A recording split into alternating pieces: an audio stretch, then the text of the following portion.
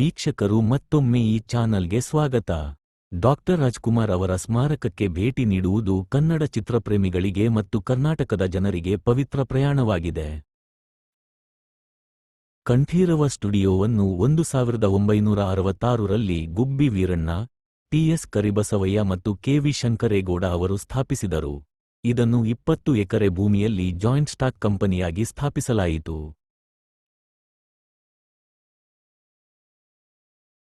Kanteerava studio ಆವರಣದಲ್ಲಿ ಕನ್ನಡದ super star Rajkumar ಅವರ ಸ್ಮಾರಕವನ್ನು ನಿರ್ಮಿಸಲಾಗಿದೆ. ರಾಜ್ಕುಮಾರ್ ಅವರ ಕುಟುಂಬ ಸದಸ್ಯರು, ಕನ್ನಡ ಚಿತ್ರರಂಗದ ಪ್ರತಿನಿಧಿಗಳು ಮತ್ತು ರಾಜ್ಯ ಸರ್ಕಾರದ ಅಧಿಕಾರಿಗಳ ಸಮಿತಿಯು ಸ್ಮಾರಕವನ್ನು ಅಂತಿಮಗೊಳಿಸಿದೆ.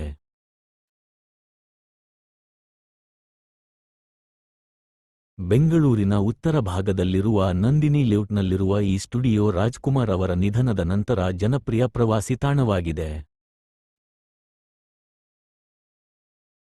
ಸ್ಮಾರಕದ ಒಳಗೆ ಶಾಶ್ವತ ಪ್ರದರ್ಶನವನ್ನು ರಾಜ್ಕುಮಾರ್ ಚಲನಚಿತ್ರಗಳಿಗೆ ಸಮರ್ಪಿಸಲಾಗಿದೆ. ಅವರ ಛಾಯಾಚಿತ್ರಗಳು, ಟ್ರೋಫಿಗಳು ಮತ್ತು ಸ್ಮಾರಕಗಳನ್ನು ಒಳಗೊಂಡಿದೆ.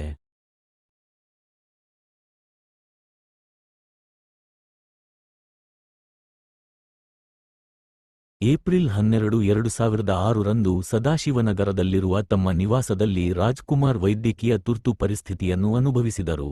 ನಂತರ ಅವರನ್ನು ಎಂ.ಎಸ್. ರಾಮಯ್ಯ ಸ್ಮಾರಕ ಆಸ್ಪತ್ರೆಗೆ ಕರೆದೊಯ್ಯಲಾಯಿತು. ಆದರೆ ಅವರನ್ನು ಪುನರುಜ್ಜೀವನಗೊಳಿಸುವ ಪ್ರಯತ್ನಗಳು ವಿಫಲವಾದವು. ಅವರು ತಮ್ಮ 77ನೇ ಹುಟ್ಟುಹಬ್ಬಕ್ಕೆ ಕೇವಲ 12 ದಿನಗಳ ಮೊದಲು ನಿಧನರಾದರು. ಮೊದಲಿಗೆ ಸದಾಶಿವನಗರದಲ್ಲಿರುವ ರಾಜಕುಮಾರ್ ಅವರ ಮನೆಯಲ್ಲಿ ಪಾರ್ಥಿವ ಶರೀರವನ್ನು ಇಡಲಾಗಿತ್ತು. ಭಾರೀ ಜನಸ್ತೋಮದಿಂದಾಗಿ ಪಾರ್ಥಿವ ಶರೀರವನ್ನು ಅರಮನೆ ಮೈದಾನಕ್ಕೆ ಸ್ಥಳಾಂತರಿಸಿ ನಂತರ ಶ್ರೀಕಂಠೀರವ ಕ್ರೀಡಾಂಗಣಕ್ಕೆ ಸ್ಥಳಾಂತರಿಸಲಾಯಿತು. ಡಾಕ್ಟರ್ ರಾಜ್ಕುಮಾರ್ ಅವರ ನಿಧನವು ಬೆಂಗಳೂರಿನಾದ್ಯಂತ ವ್ಯಾಪಕ ದುಃಖಕ್ಕೆ ಕಾರಣವಾಯಿತು. ಅನೇಕ ನಿವಾಸಿಗಳು ತಮ್ಮ ದುಃಖವನ್ನು ವ್ಯಕ್ತಪಡಿಸಿದ್ದಾರೆ.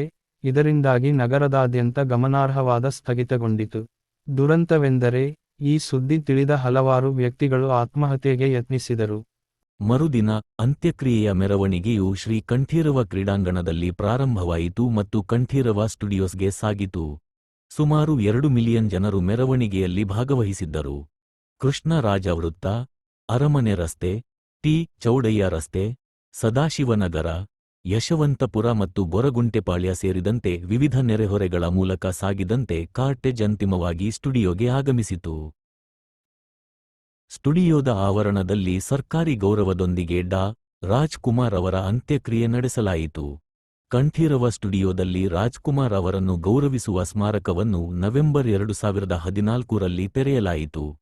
ಇದು ತೆರೆದ ಸಭಾಂಗಣ, ಮಿನಿ ವಾಟರ್ ಬಾಡಿ, ಭೂದೃಶ್ಯ ಮತ್ತು ರಾಜ್ಕುಮಾರ್ ಅವರ ಪ್ರತಿಮೆಯನ್ನು ಒಳಗೊಂಡಿದೆ.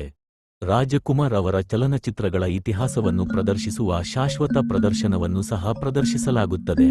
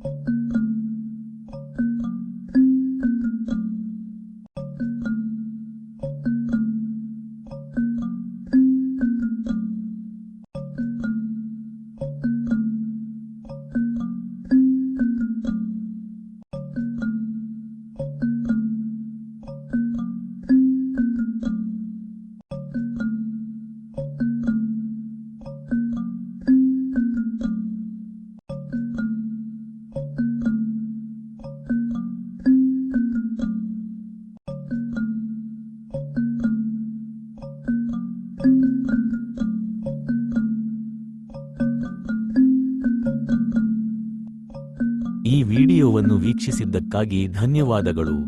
ಭಾರತೀಯ ಇತಿಹಾಸದ ಅಜ್ಞಾತ ಕಥೆಗಳನ್ನು ತಿಳಿಯಲು ದಯವಿಟ್ಟು ಈ ಚಾನಲ್ಗೆ ಚಂದಾದಾರರಾಗಿ.